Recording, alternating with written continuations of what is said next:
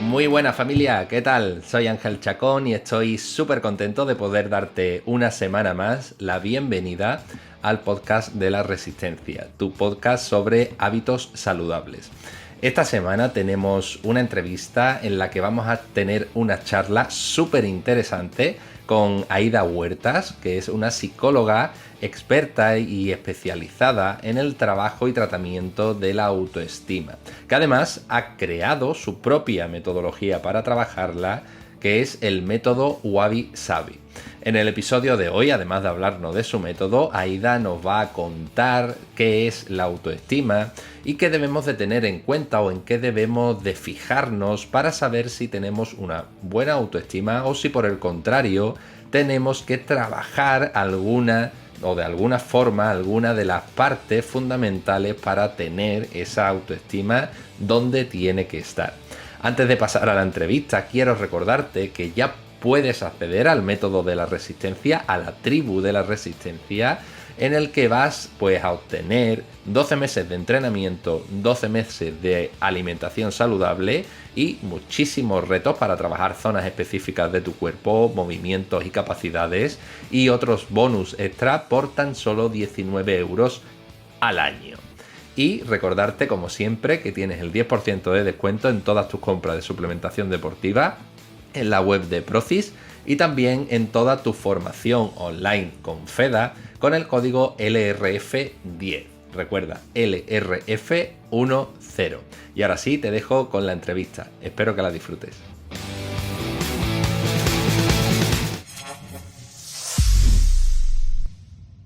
Bueno, pues muy buenas, Aida. Bienvenida al podcast de la Resistencia. Muchísimas gracias por aceptar la invitación y por venir a contarnos pues cositas seguro muy interesantes sobre la autoestima que vamos a hablar hoy. ¿Qué tal? ¿Cómo estás?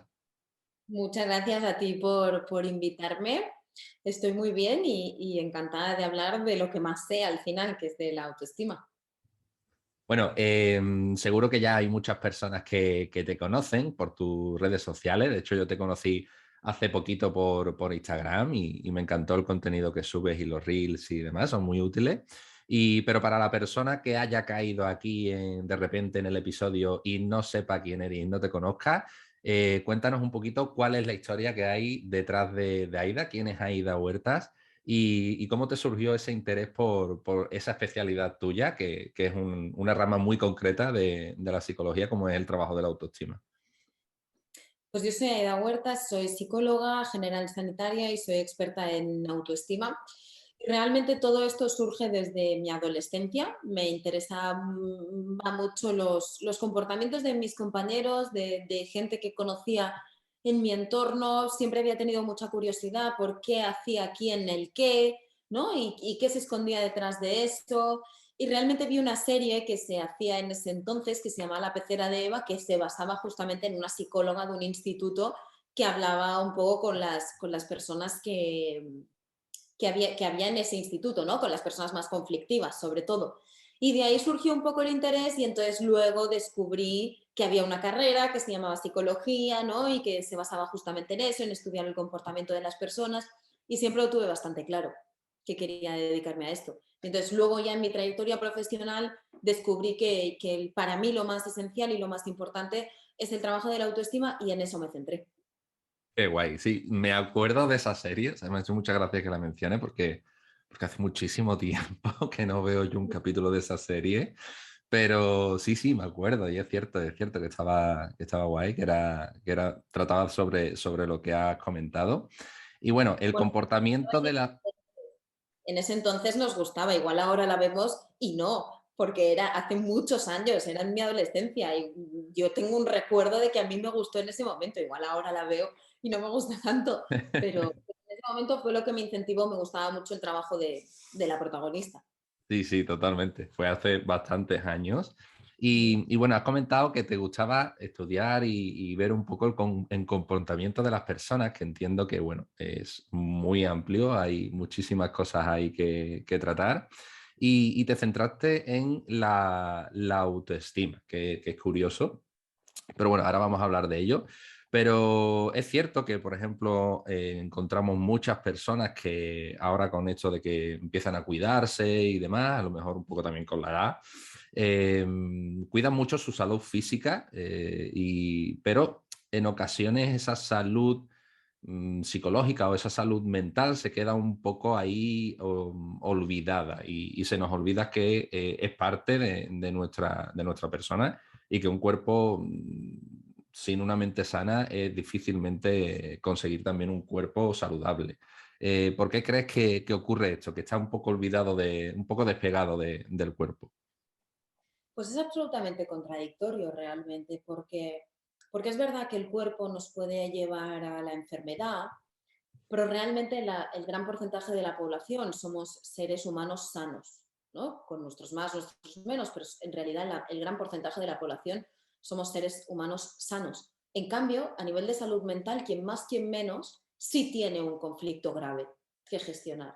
Lo que pasa es que lo que vemos es el físico, no vemos nuestros pensamientos, nadie sabe y lo podemos esconder. El físico no lo podemos esconder. Entonces, desde la industria de la belleza, desde la industria de la cosmética, desde la industria textil, desde la industria alimentaria, lo que conviene es fomentar la gordofobia para que se vendan todos aquellos productos para mejorar nuestra salud física. Si no, esas industrias, si realmente nadie tuviera el culto al cuerpo como tal, físicamente y externamente, no existirían, se irían a pique y como tienen tantos millones de euros, nos bombardean constantemente a publicidad, a mensajes subliminales y de alguna manera nos los creemos y creemos que en realidad el cuerpo está asociado a algo positivo. Y yo siempre diferencio, una cosa es nuestro cuerpo y otra cosa es nuestro físico. Entonces, el cuerpo ha de estar saludable, porque es verdad que no hay un cuerpo sano sin una mente sana, pero no hay tampoco una mente sana sin un cuerpo sano, o sea, es algo bidireccional, ¿no? Mente y cuerpo no se entienden de forma separada.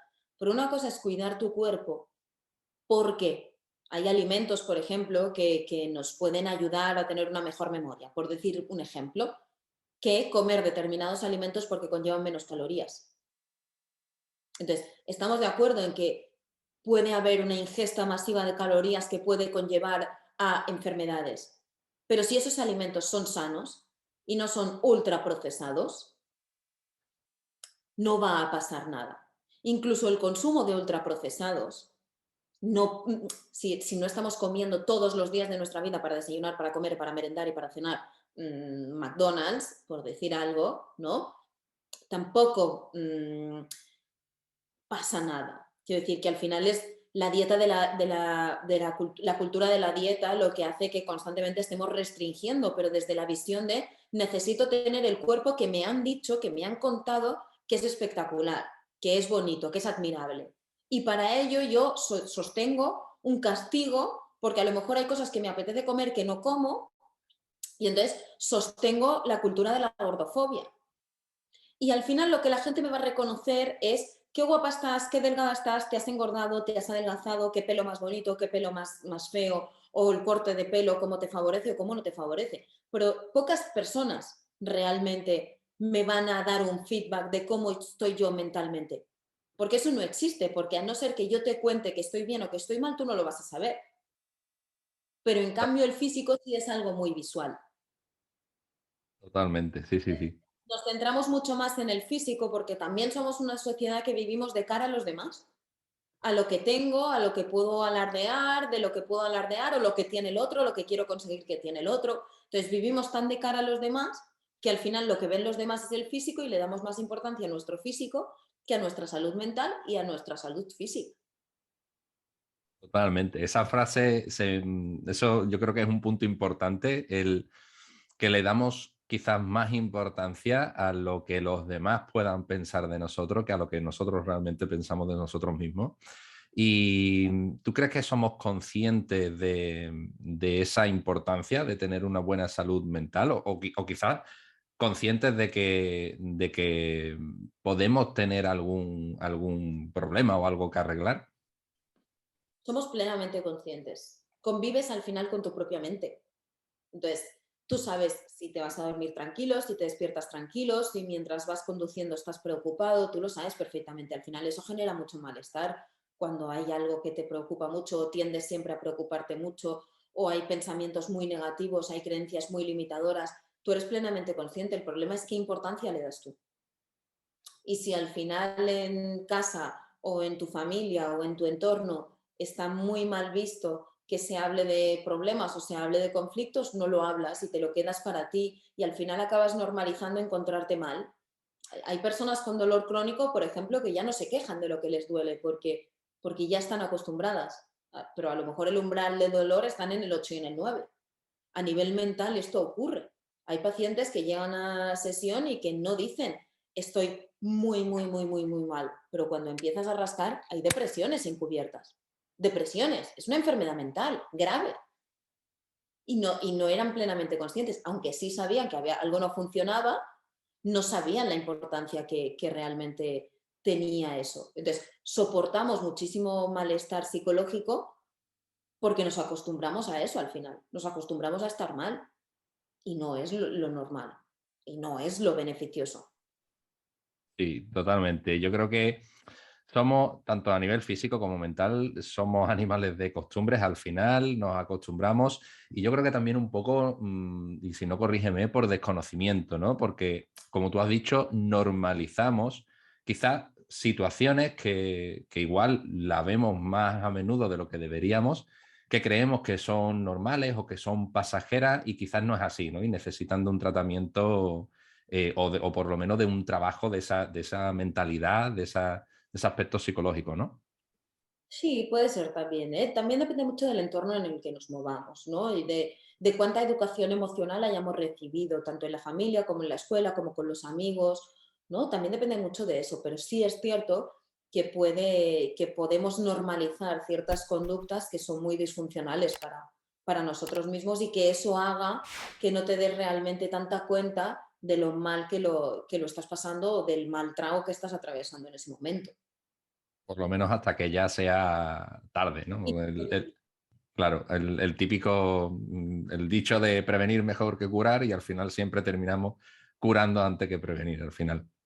Sí, sí, sí, sí, así es. Así es. Sí, La gente, sí que es cierto que cada vez se rompe más el estigma de la salud mental, gracias también a muchos personajes públicos que han hablado de su salud mental y lo han normalizado muchísimo, pero sí que es cierto que cuesta mucho más ir al psicólogo o al psiquiatra que al traumatólogo o al oftalmólogo. Cuesta muchísimo más. ¿Por qué? Pues porque yo tengo visita con el oftalmólogo y muy bien, y ya está, y nadie me va a decir nada. En cambio, si yo digo que tengo visita con el psicólogo, implica que estoy muy mal, implica que me puede pasar algo y todavía hay como mucho estigma en gastar dinero realmente en hacer una terapia psicológica. Es como yo puedo, ¿no? Curarme yo físicamente no puedo, pero curarme yo mentalmente yo puedo, yo puedo, yo puedo, yo puedo y lo voy aplazando. Y es verdad que a veces no hay recursos económicos, sí, pero muchas ocasiones también es no quiero destinar a un conflicto que puedo solucionar yo, porque realmente creemos que lo podemos solucionar. Y cuando ya llegamos al límite, ¿no? Cuando el vaso ya está completamente lleno, ahí es cuando petamos y no hay más que acudir a un profesional que te pueda ayudar. sí, sí, totalmente. Quizás al final es igual que en el resto de ámbitos, yo creo. O sea, igual que tú no esperas a tener un sobrepeso de 90 kilos para acudir a un centro deportivo o a un entrenador personal y empezar a mejorar esos hábitos o a un nutricionista, o no esperas a quedarte cojo, a no poder andar para ir a un fisio que te soluciona a lo mejor un problema articular o muscular. En este caso es cierto que quizás hay cierto estigma todavía, pero no deberías de esperar a tener un problema realmente grave para acudir a un profesional, a un psicólogo, a una psicóloga, sino que igual que en el resto de ámbitos, yo creo que deberías de ir, incluso sería beneficioso para localizar esos pequeños puntos y esos pequeños problemas que a lo mejor tú no eres consciente y que te ayude. Igual no necesitas ir todos los días, igual necesitas ir a lo mejor una vez al mes o una vez cada X tiempo, ¿no? Hay de todo, también te tengo que decir, o sea, igual que también está el que espera tener un problema de salud como es la obesidad para ponerse manos a la obra con la alimentación y el deporte, y está el que espera quedarse cojo antes que ir al fisio, también está el que espera tener una depresión sin saberlo, obviamente, pero también está el que llega ya con la depresión, pero también cada vez más yo me encuentro con problemas cotidianos emocionales que prefiero gestionarlo antes de que esto se haga grande. También es verdad, o sea, hay como de todo. Sí que es cierto que probablemente las redes sociales también nos han acercado mucho. Tú antes, para buscar un psicólogo, o pedías referencias en tu entorno o buscabas en internet, pero lo que te encontrabas era una página web. Ya está, como mucho había una foto, pero poco más. No sabías realmente. Ahora las redes sociales te acercan mucho, puedes contestar preguntas, te ven en vídeo, y entonces eso genera un feeling que hace que si yo tengo un pequeño malestar, me animo mucho más a con esta persona con la que tengo feeling, quiero trabajarlo. Entonces, las redes sociales son muy potentes por eso, porque nos acercan muchísimo del profesional que se ve como, el psicólogo o el psiquiatra, nos acercan muchísimo y nos dan cercanía respecto al oyente, ¿no? Respecto al público que nos está viendo. Sí, sí, totalmente. Os da cercanía y creo yo también que enseña un poco pues todo lo que hacéis, ¿no? Porque quizás es cierto que es ir al psicólogo, muchas personas pueden tenerlo por algo, como hemos dicho, para casos muy graves, casos de depresión o de un estrés súper, hiper, mega descontrolado, pero hay ciertos trabajos más de gestión emocional, como tú has dicho, o de la autoestima, que muchas personas pueden no relacionarlas. Y es cierto que escucharte, por ejemplo, en Instagram hablando sobre ello y demás, pues ayuda a localizar quizás, incluso personas que te escuchen y digan, oye, pues eso me pasa a mí, igual quizás debería de acudir, ¿no? Ujú. Sí, yo tengo muchas personas que su demanda o su motivo de consulta ha sido, en este vídeo concreto que hablas de esto, me he sentido identificado, no lo sabía y quiero trabajarlo. Y ha hecho que abran los ojos. Oye, pues Mm. qué guay. Así, un aspecto muy positivo de las redes, porque al final poder hacer eso, ya simplemente por eso, por ayudar a esa persona que ha acudido a ti gracias a eso, ya merece la pena el trabajo que lleva también muchas veces todos estos vídeos y todas estas publicaciones. Y bueno, por ir centrándonos en tu especialidad, que es la autoestima, y quizás yo creo que es algo pues que quizás para muchas personas no sea algo que digas tú de primera, voy a ir al psicólogo a trabajar mi autoestima, pero sí es cierto que la considero muy importante porque al final creo que afecta a toda nuestra vida y a nuestra forma de ser. Pero por ir concretando para las personas que están ahora un poco perdidas, ¿cómo definirías tú o qué es la autoestima para ti? La autoestima es el sentimiento que tú tienes hacia ti mismo, definiéndolo así en pocas palabras, Mm. ¿no? Entonces, para mí hay dos palabras significativas o tres palabras significativas que definen la autoestima, que es cuánto de capaz te sientes para los desafíos básicos de la vida, cuánto de competente te sientes, es decir, qué valor te das y cuánto confías, ¿no? Entonces sería capaz, valor y confianza. Estas tres palabras son al final lo que trabajamos cuando trabajamos la autoestima. Si tú te sientes capaz de conseguir aquello que te propones, sientes que vales y confías en que lo puedes conseguir, el camino será mucho más fácil que si de entrada ya sientes que no eres capaz, que no vales para eso y no confías en que lo puedas conseguir. Al final acabas limitando tanto tu vida que acabas viviendo en una zona de confort incómoda que no te agrada, que no te genera ningún tipo de beneficio, pero de la cual no puedes salir, porque tú a ti mismo te estás diciendo que no puedes salir de ahí, que no mereces otra cosa, porque no eres capaz. Y no es cierto. En la mayoría de las ocasiones no es cierto. Es verdad que todos tenemos limitaciones y ahí se nos dan mejor unas cosas y a otros otras. Pero en la mayoría de las ocasiones, a lo que no somos capaces es a cambiar de trabajo, es a estudiar una carrera, es a conseguir un objetivo a corto plazo. No estamos hablando de conseguir habitar Marte, ¿no? Estamos hablando de cosas muy cotidianas. No soy capaz de comunicarme bien con mi pareja, por ejemplo. No soy capaz de proponer planes en mi grupo de amigos, porque siento que los van a rechazar. Estamos hablando de estas cosas. No soy capaz de dejar a mi pareja. porque siento que sin ella no puedo vivir. Estamos hablando de estas simplicidades de la vida al final que nos hay, que cuando tienes una autoestima alta, al final lo que haces es facilitarte muchísimo la vida. Tener claro qué es lo que quieres, a dónde vas, por dónde puedes conseguirlo y conseguirlo. Entonces obtienes beneficios, obtienes resultados positivos y eso genera un bienestar. De lo contrario, se genera muchísima frustración, muchísima rabia en muchas ocasiones, que genera muchísimo malestar.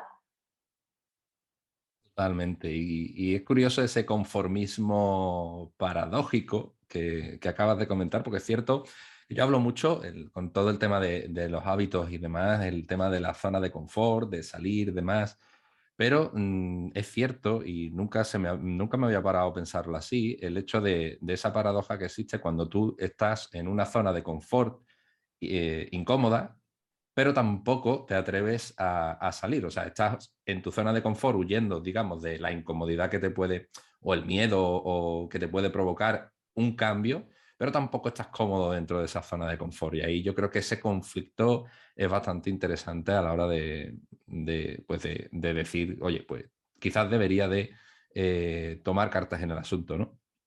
Yo creo que aquí intervienen dos cosas básicas. Por un lado, la comodidad.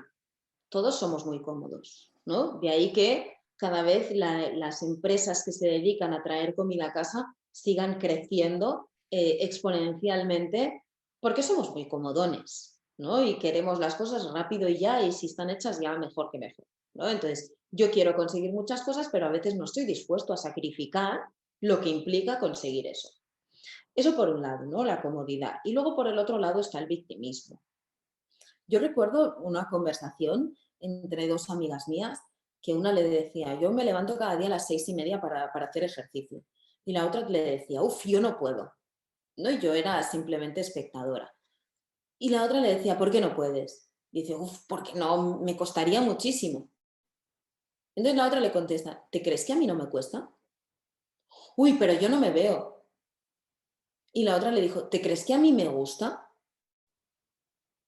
Entonces la otra se quedó como, o sea, es verdad, me estoy limitando, me estoy poniendo excusas realmente, ¿no? Porque hablaba del tiempo, de que no tenía tiempo para hacerlo, ¿no? Eso es cierto, hay veces que no nos apetece hacer ciertas cosas o que no es lo más cómodo del planeta, pero luego eso genera unos beneficios. Entonces, no siempre puedo hacer lo que quiero y lo que me gustaría, porque sí, a mí me gustaría tener un avión privado, pero si no gano muchísimo dinero y si no trabajo millones de horas para poder conseguir ese dinero y podérmelo comprar, no lo voy a conseguir nunca, ¿no? Y así con ejemplos reales de nuestra vida cotidiana. Por un lado la comodidad y por el otro lado el victimismo. Somos una sociedad muy victimista. El victimismo se entiende desde la falta de responsabilidad. No se entiende desde hacerse la víctima, que esto lo confunde mucho la gente. Una cosa es hacerte la víctima y otra cosa es el victimismo. El victimismo es una posición que tenemos ante la vida que nos coloca en una posición inferior a la que realmente tenemos, que se basa en la ausencia de responsabilidad. La responsabilidad es la acción, es quiero esto y qué pasos tengo que seguir para poderlo conseguir. Y lo hago, porque me responsabilizo, actúo. El victimismo es la ausencia de acción. Yo tengo esta situación, yo la quiero cambiar, yo me quejo porque no me gusta, pero no hago nada. ¿No? Esas personas que están constantemente cada día que llegan del trabajo quejándose del jefe, del horario, de la distancia, del compañero, del no compañero, pero siguen en esa empresa y llevan 20 años o 10 años y no cambian. Ahí hay una falta de responsabilidad absoluta. Cuando a ti no te gusta tu trabajo, no te gusta tu jefe, no te gusta tu horario, no te gusta tu sueldo, te cambias de trabajo. Actúas para cambiarte de trabajo de entrada, ¿no? Envías currículums, das voces, envías cartas de presentación, te mueves. Ahí te estás responsabilizando. Cuando te responsabilizas, consigas o no el objetivo, porque no siempre vamos a conseguir lo que nos propongamos, eso también es una realidad. Cuando te estás movilizando para acercarte a aquello que quieres conseguir, ya estás generando un beneficio. Porque te estás generando desde el yo puedo, desde el yo soy capaz, desde yo valgo más de esto que tengo. Entonces es súper importante que la responsabilidad forme parte de nuestra vida para cualquier cosa. Si yo no actúo, al final me inmovilizo. Si me inmovilizo, Yo voy avanzando, yo voy creciendo, la sociedad va cambiando, me quedo atrás, no mejoro, no crezco. Y eso genera malestar, sí o sí. Totalmente. O sea, la verdad es que lleva toda la razón del mundo. Yo creo que esa responsabilidad con nosotros mismos quizá nos falta, ¿no? Quizá muchas veces, y esto sí lo he vivido yo y he aprendido a lo típico, ¿no? De aprender a decir que no, ¿no? En muchas ocasiones. A mí igual me ha pasado como la conversación que tú comentabas. Mucha gente me ha comentado en muchas ocasiones que, bueno, Ángel, yo no sé cómo lo haces, cómo lleva tantas cosas, además vas a entrenar, tal cual. Y al final yo siempre digo lo mismo, yo tengo 24 horas igual que todo el mundo, lo único que pasa que, bueno, pues tengo ciertas prioridades, me intento organizar y eso sí es algo que tengo, que yo considero positivo, que cuando quiero algo, pues intento buscar la manera. Como tú dices, muchas veces no lo consigue, pero sí que intenta buscar la manera. Pero es cierto que cuando nos resulta incómodo, ¿no? Hacer esos cambios, tendemos a hacernos víctimas y es complicado porque quizás ahí entra mucho también el papel del psicólogo o en este caso el de la amiga que hace de psicóloga, de hacerte ver ese papel porque tampoco creo que en muchas ocasiones seamos realmente conscientes de que estamos actuando de esa manera.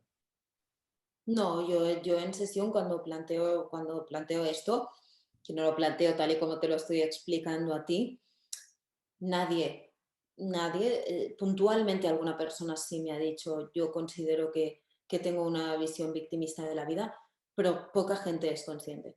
Poca gente es consciente porque hacerse la víctima está muy mal visto. Insisto, no es lo mismo hacerse la víctima que el victimismo. Hacerse la víctima lo hacemos desde la manipulación, lo hacemos desde llamar la atención del otro. Y eso es una conducta totalmente negativa. Manipular a alguien es feo, ¿no? Entonces, el victimismo no se trata de manipular a nadie. El victimismo nos afecta única y exclusivamente a nosotros mismos. Nos hace daño a nosotros mismos. Porque implica que todas aquellas cosas que yo quiero conseguir no voy a hacer nada por conseguirlas. Y eso la única persona que acaba perjudicando es a ti. Entonces, sí es de alabar a aquellas personas que realmente quieren algo y tratan de conseguirlo. Y me gusta dar el mensaje de no todo lo que te vas a proponer lo vas a conseguir. Porque no se trata de, si tienes una autoestima alta, confías en ti, te das valor y te crees capaz, vas a conseguir todo lo que te propongas. No, es mentira, porque hay muchísimas cosas en la vida que no van a depender de ti. Entonces, tú puedes organizar el día de tu boda a las mil maravillas con una wedding planner. Lo tienes todo perfectamente organizado. Y ese día falla algo. Y no ha dependido de ti. Falla un tiempo, falla un tema eléctrico, ¿no? Tú puedes prepararte y puedes decir, pues mira, yo quiero conseguir en la vida ser abogado. Y tú puedes estudiar la carrera, pero que tú estudies la carrera no significa que luego alguien te asegure un lugar de trabajo. Y hay muchas cosas que no van a depender de nosotros. ¿Me explico? Hubo mucha gente que abrió negocios con ideas brillantes en febrero de 2020 y están arruinados porque nadie podía prever que iba a venir una pandemia mundial. Y si lo hubieran abierto a lo mejor 4 años antes o 4 años después, serían negocios que funcionarían de forma brillante. Pero hay muchas cosas que no dependen de nosotros, que no podemos controlar, pero insisto, el problema no, perdón, el tema no es yo quiero conseguir esto y hasta que no consiga esto no voy a parar. No, el tema es, ¿yo qué quiero? Quiero conseguir esto, ¿vale? ¿Qué puedo hacer para conseguir esto? ¿Qué acciones debo tomar y qué camino? Entonces, estás aumentando las probabilidades estrepitosamente de que eso se produzca. Pero tenemos que ser conscientes y no dejarnos llevar por la filosofía Mr. Wonderful, ¿no? Por el positivismo tóxico que yo llamo, de una autoestima alta me va a permitir tener relaciones sanas con todo el mundo, que todo me vaya genial, que todo fluya y conseguir ser el ministro del planeta Marte. No, no. Totalmente. Y además, el- yo creo que es igual, quizás, si no corrígeme, de perjudicial, por decirlo de alguna manera, tener una autoestima excesivamente baja que quizás te pueda limitar muchísimo y te pueda pues, hacer que no tomes decisiones o que no actúes en situaciones que deberías hacerlo, como el lado contrario, ¿no? O sea, una autoestima excesivamente alta quizás pueda hacerte chocar más de una vez con un muro que quizás no has visto precisamente por no ser objetivo, ¿no? ¿Sabes qué pasa? Que yo no habla, o sea, sí que hablaría de autoestima muy baja, ¿no? Cuando la persona se siente muy poco capaz o casi no se ve capaz de absolutamente nada, cuando no se da ningún tipo de valor, cuando no ve que tenga nada positivo, cuando no confía en nada en sus posibilidades, pero cuando nos vamos al lado contrario, yo ya no hablaría de autoestima excesivamente alta. Es otro nombre, ¿no? Es otro trastorno, ¿no? Que a lo mejor a algún oyente le suena, pero estamos hablando más de narcisismo. No estamos hablando de una autoestima excesivamente alta, porque eso proviene de la inseguridad. Normalmente cuando podemos pensar, uy, esta persona tiene la autoestima excesivamente alta, se cree, ¿no? Que es, no sé, como un superhéroe, se cree que lo hace todo bien. Muy probablemente, muy probablemente, es una coraza que se ha generado fruto de una inseguridad. Entonces yo tapo esa inseguridad con una seguridad suprema delante de todo el mundo. Pero la autoestima excesivamente alta no existe, porque la autoestima al final es, me siento capaz, me siento muy capaz, pero es me siento capaz, es me doy mucho valor y confío mucho en mí, pero no excede en generar eso ningún tipo de malestar. Insisto, cuando una persona tiene la autoestima alta, al final se dan esos tres componentes, pero se dan otras muchas cosas, ¿no? Está bastante centrada en sí misma, trata de no criticar al otro, trata de entender las diferentes posibilidades, no entra a la defensiva en juegos absurdos porque no trata de tener la razón constantemente para ganar seguridad o para ganar poder delante de la otra persona. La persona que generalmente tiene una autoestima excesivamente alta es que tiene un problema de ego y en la mayoría de las ocasiones es una inseguridad de base. Sí, totalmente de acuerdo. Y, y bueno, ¿cómo surge? Porque al final la autoestima es algo que nace o es algo que vas construyendo, algo educativo o algo que se va construyendo con experiencias a lo largo de tu vida. Nosotros biológicamente tenemos un ADN, ese ADN está marcado por nuestros familiares, ¿sí?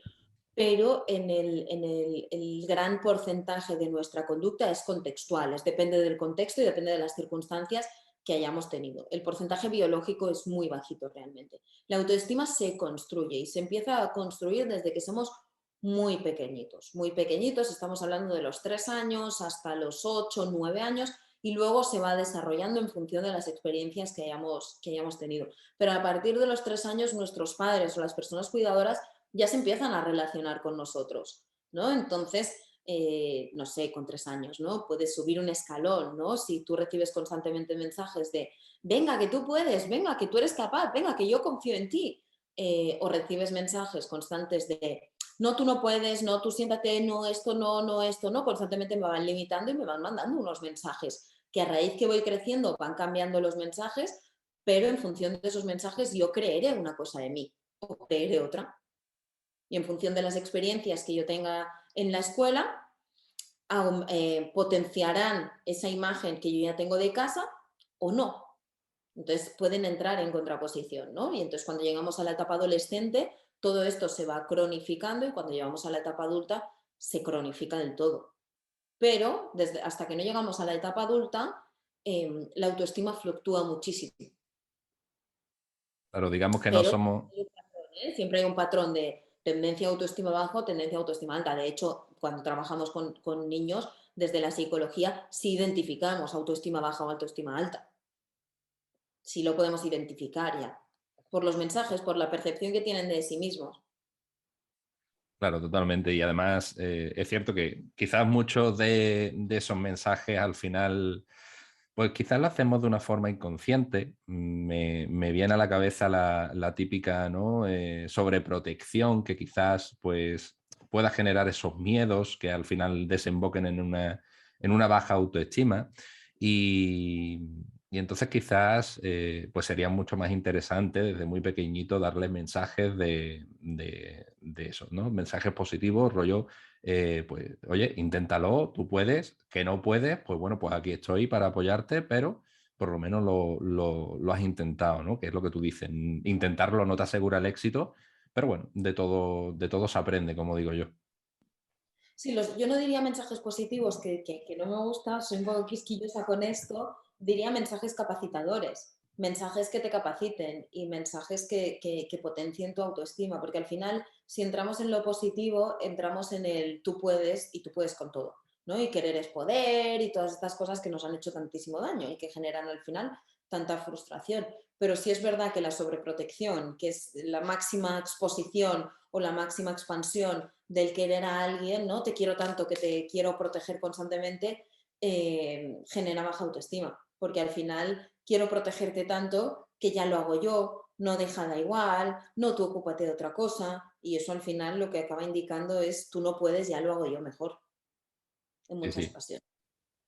Y bueno, has dicho que es una de las razones que pueden generar baja autoestima, pero creo que existen otras también interesantes. Si te parece, vamos a comentar alguna, porque, por ejemplo, el tema de compararte, de las comparaciones, ese sentimiento de inferioridad en el aspecto que sea, bien sea el aspecto físico, deportivo, psicológico o cualquier ámbito, o incluso esa confianza de la que estamos hablando constantemente, ¿no? ¿Qué aspectos crees tú que son los que más mella pueden hacer en tu autoestima? En tu autoestima lo que más bella va a hacer pues, son los mensajes que tú hayas recibido de pequeño. Eso va a ser lo que va a definir tu autoestima.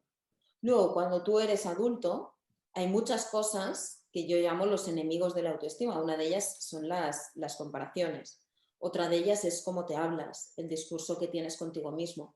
Pero en referencia a lo que decías de las comparaciones, que es un tema que sale mucho en sesión, ¿no? Porque la gente sí que viene con la demanda de yo me comparo mucho y no quiero compararme tanto. Es que es inevitable compararte. Para mí es inevitable compararte porque la comparación es una unidad de medida al final con la que nos han enseñado a ¿qué prefieres? ¿Esto o lo otro? Estás comparando una cosa con la otra. ¿Qué me pongo? ¿El jersey rojo o el verde? Estás comparando cómo te queda uno, cómo te queda el otro, cuál escoges para esa ocasión. Estamos constantemente comparando, ¿no? Mis resultados laborales, ¿son mejores o son peores que el año pasado? ¿Cuánto he pagado de luz este mes? ¿Más o menos? No dejan de ser comparaciones constantes. Entonces, tratar de no compararte con los demás a mí me resulta tarea imposible. Como a mí me resulta tarea imposible, yo no digo a los pacientes lo que yo no puedo hacer, ¿no? Entonces, hay muchos psicólogos que sí que tratan de dar el mensaje de no te compares, como yo también soy persona y yo no diría nunca nada a un paciente que yo no he experimentado o que yo, a ver, entiéndeme, ¿eh? No todos los casos que atiendo, yo he vivido las mismas circunstancias que esas personas, ¿no? Pero yo no diría un no a algo que yo no sepa que se puede hacer y que es viable hacerlo, ¿no? Entonces yo siempre animo a que utilicemos la comparación. Como no es posible no compararte, utiliza la comparación y mira qué es lo que ocurre. Normalmente solemos comparar, como tú decías, el físico, ¿no? Yo quiero tener el físico de esa persona o yo quiero tener el dinero de esa persona. Te voy a poner estos dos ejemplos, ¿no? ¿Por qué quiero tener el físico de esa persona? ¿Qué es realmente lo que yo quiero conseguir con el físico de esa persona? Ligar más. ¿Qué es exactamente? Vale, te colocan un cuerpo que no es el tuyo, muy bien, pero ¿qué es lo que ese cuerpo de esa persona que tú quieres tener te desprende a ti? Seguridad, porque yo a esa persona la veo segura y tú piensas que es por el físico que tiene. Estupendo. Entonces lo que quieres es seguridad. Trabaja por aumentar la seguridad en ti mismo.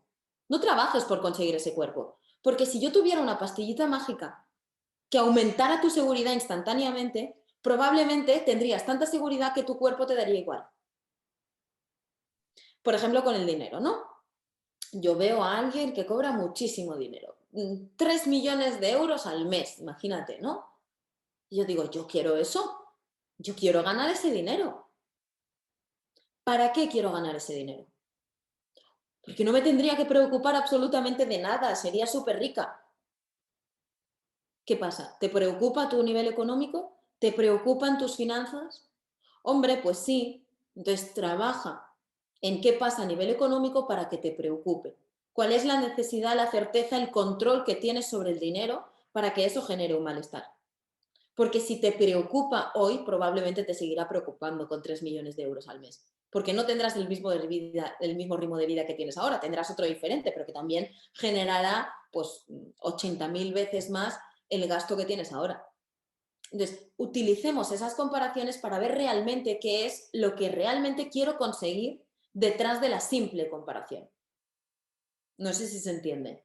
Sí, sí, se entiende perfecto y además me parece muy interesante porque es un punto de vista bastante interesante, valga la redundancia de nuevo. Y yo creo que es una estrategia que podríamos aplicar casi todos, ¿no? Porque como tú dices, nos cuesta mucho al final, por un lado o por otro, no compararnos. Y el ver ese trasfondo, el ver esa razón del porqué y quizás pues centrarnos en ese trabajo es muy, muy, muy interesante. Y, y quizás yo creo que es un poco al final esa constante búsqueda de la felicidad, ¿no? Porque al final yo quiero esto porque yo reconozco que hay algo que no me termina de funcionar o no termino de sentirme bien y como tú has dicho, pues esa persona se la ve tan segura o con tanta autoestima o tan capaz que al final pues yo busco eso, ¿no? Y quizás no es el camino.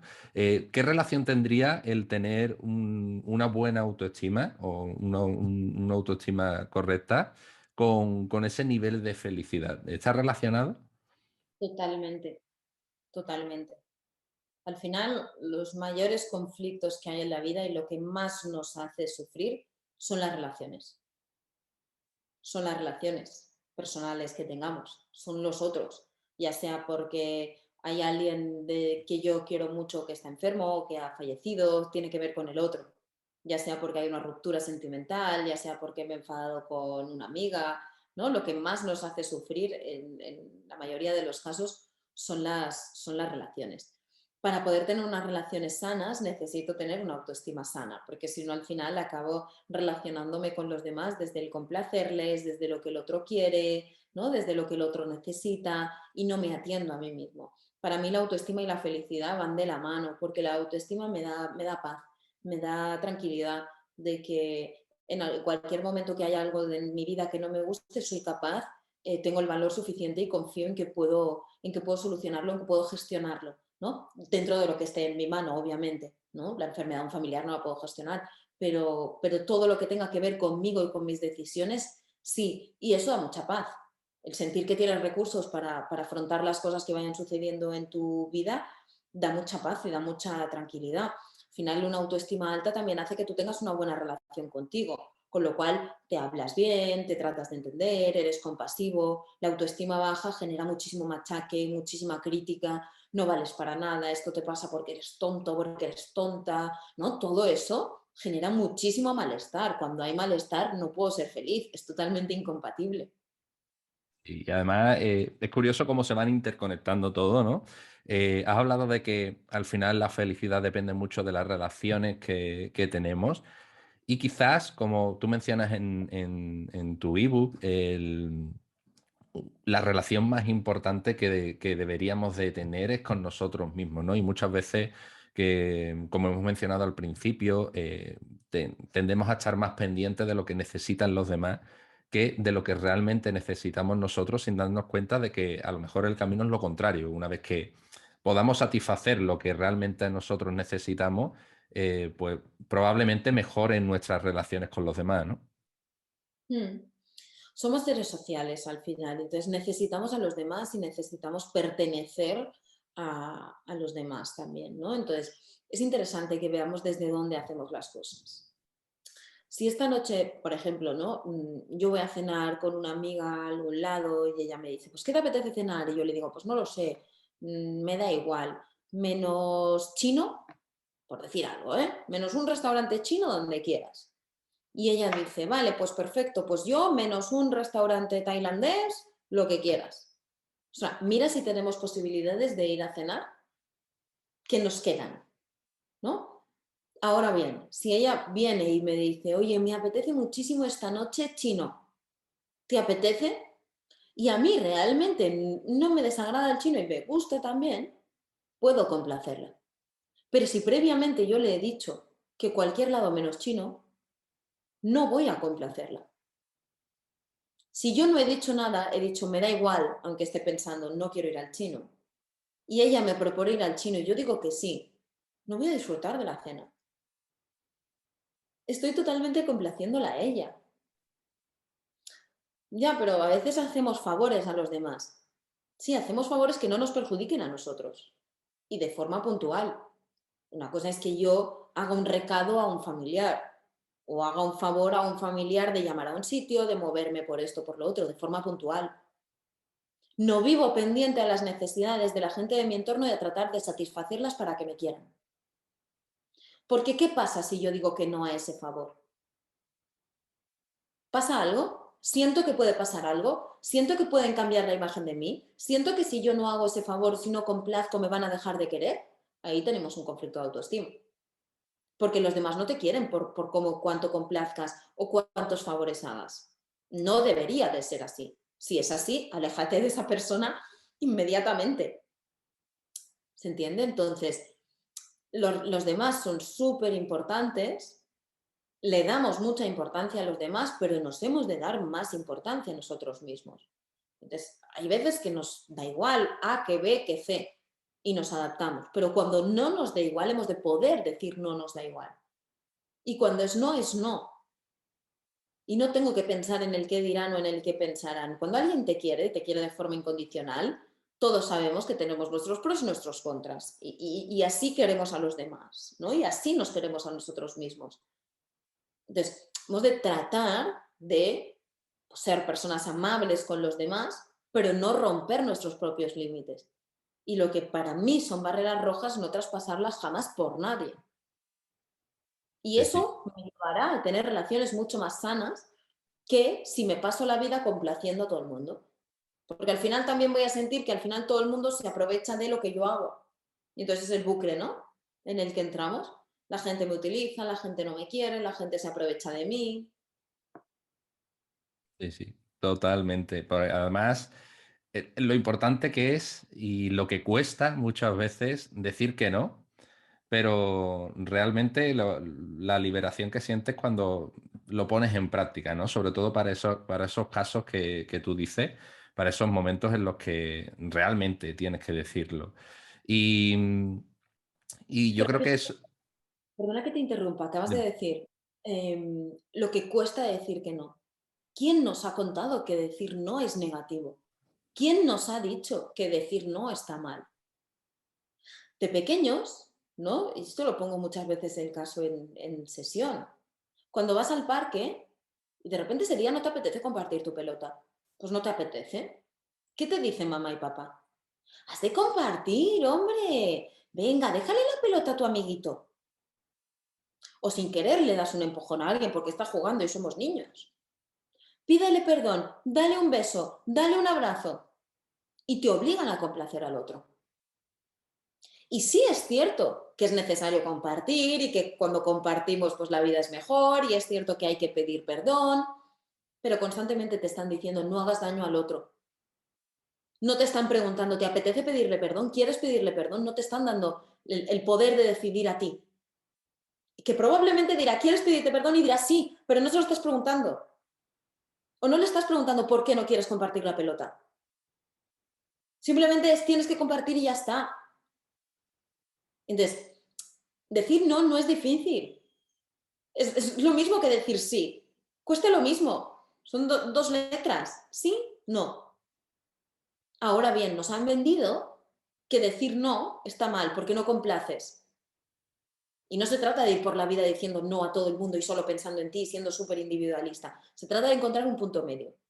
Se trata de encontrar un punto medio en el que mis relaciones sean muy fluidas, donde yo puedo hacer favores a la gente que de mi entorno, donde yo puedo complacer a la gente de mi entorno siempre y cuando yo quiera hacerlo. y no me vea en la obligación de hacerlo porque si no me van a dejar de querer. Porque ahí tengo un problema de autoestima. Totalmente. La verdad es que sí, y es lo que decía, o sea, nos cuesta, pero realmente, como tú dices, es muy simple y quizás terapéutico, ¿no? En muchas ocasiones. Y quizás nos vamos al lado contrario, que es ese, como tú has mencionado, individualismo excesivo, que quizás implica, hay una frase que a mí me resulta muy curiosa, que es que me lo dicen mucho, quizás también como excusa, que es ese típico, es que yo soy así, ¿no? ¿Tú crees que es bueno bloquearse o es positivo bloquearse en ese aspecto en, no, yo soy así, o hay puntos en los que a lo mejor quizás sería más interesante valorar por qué y si realmente te está beneficiando ser de esa forma? Claro, ahí el tema es que a lo mejor tú crees que no le beneficia ser así, pero esa persona sí que cree que le beneficia. Entonces, es verdad que el yo soy así es una frase que limita mucho y que es muy rígida y que no da posibilidad a la mejora y que no da posibilidad al cambio, pero también es verdad que estamos en todo nuestro derecho de no cambiar si no queremos cambiar, por mucho que a ti no, a la persona que tenemos delante no le guste. Entonces, yo estoy totalmente de acuerdo en que es muy rígida y no beneficia, pero también, o sea, ante el derecho de cambiar también está el derecho de no cambiar y de no querer cambiar. Y es lícito al final, nos parezca mejor o no nos parezca peor. Fundamental, sí, señor. Y bueno, por ir cerrando, que si no, no se nos va a ir ya la hora y se nos va el santo al cielo, como decía mi abuela. eh, Tú tienes, hemos hablado mucho sobre la autoestima, sobre diferentes pasos que tú vas mencionando en el ebook que regalas, que desde aquí eh, digo que lo regalas con la suscripción a tu newsletter, así que todo el que esté interesado que entre, porque la verdad es que yo me lo leí en un ratito y está muy, muy interesante y profundizas mucho en cositas de las que hemos hablado en este episodio. Pero también tienes un programa, ¿no? Que se llama Wabi Sabi, ¿no? Para trabajar todo lo que hemos hablado de la autoestima, que si no me equivoco es un programa de 12 semanas totalmente online. ¿Cómo funciona? Cuéntanos un poquito para todas aquellas personas que hayan llegado hasta aquí y estén interesadas. Es un proceso terapéutico absolutamente guionizado bajo la experiencia que yo he tenido de trabajar con la autoestima de muchísimas personas. He querido plasmar en algo que sea genérico, pero a la vez individual, ¿no? Desde la base de lo que es la autoestima para poder trabajar de forma individual con cada uno y sus conflictos más individuales, poder hacer algo que sirva a diferentes personas. Entonces, es una metodología que consta de sesiones conmigo y que consta luego de toda una parte que se hace de forma individual a la que yo también superviso diariamente, que es más un trabajo de responsabilidad, ¿no? De poder poner conciencia, de dar muchísima información. Esta manera de trabajar tan intensiva al final se atiende a las necesidades del siglo XXI, ¿no? De rápido y ya, ¿no? Entonces, lo que permite es que a través del trabajo individual yo recibo muchísima información que tardaríamos sesiones y sesiones y sesiones en descubrir, ¿no? Y entonces es un método que funciona muy bien, que no deja indiferente a nadie y que te da todas las herramientas necesarias para poder construir tu autoestima. Qué bien. Pues dejaremos, si te parece, el enlace en la descripción del episodio para que todo aquel que quiera y toda aquella persona que quiera acceder pues pueda echarle un vistacillo, que estoy seguro que va a ayudar a mucha gente. Y nada, por cerrar, no sé si tienes algún consejillo más que, por recapitular un poco, que darle a todas las personas, a todos los oyentes. Pues a todos los oyentes yo les diría que se quieran mucho y que se quieran por encima de todo. Y que lo importante en la vida es cuánto te quieres a ti mismo, qué percepción tienes de ti mismo. Y desde ahí las cosas se ven de un prisma totalmente distintos.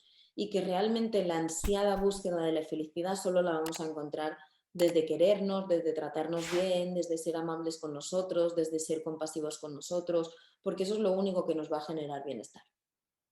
Pues ya lo sabéis, a quererse mucho. Y nada, Ida, ha sido un auténtico placer. La verdad que se me ha pasado súper rápido. y hemos aprendido muchas cositas, así que muchísimas gracias por habernos acompañado hasta aquí. Muchas gracias a ti por invitarme. Muy bien, pues hasta aquí el episodio de hoy, la entrevista con Aída Huertas. Espero que te haya gustado y sobre todo que te haya servido para aprender mucho sobre tu autoestima y para ver si realmente tienes una buena autoestima o si por el contrario debes de empezar a prestar un poquito de más atención a lo que sientes y a lo que realmente necesitas. Recuerda que si te gusta el podcast de la Resistencia y te gustan estas entrevistas, puedes mostrarnos tu apoyo compartiendo una captura de pantalla de cualquier reproductor desde donde nos estés escuchando en tu cuenta de Instagram y mencionando a la Resistencia Fitness-oficial o directamente al podcast de la Resistencia, que también tenemos nuestro Instagram propio. Y también siempre recuerda que puedes dejarnos tu comentario con tu feedback, tu opinión o cualquier sugerencia que quieras transmitirme y estaré encantadísimo de leerte. Muchísimas gracias a todos y a todas por haber llegado hasta aquí. Nos escuchamos en el siguiente episodio. Hasta pronto.